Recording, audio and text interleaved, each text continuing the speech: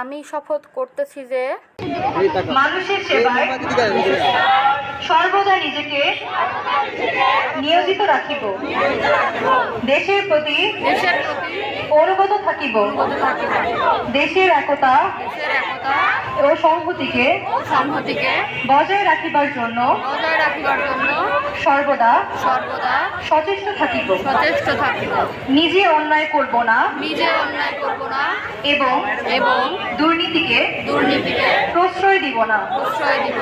হে প্রভু, আমাকে শক্তি দিন, বাংলাদেশের সেবা করিতে পারি এবং বাংলাদেশকে একটি শক্তিশালী ও আদর্শ রাষ্ট্র হিসেবে এবং নিজেকে সুনাগরিক হিসেবে গড়িয়া তুলিতে পারি।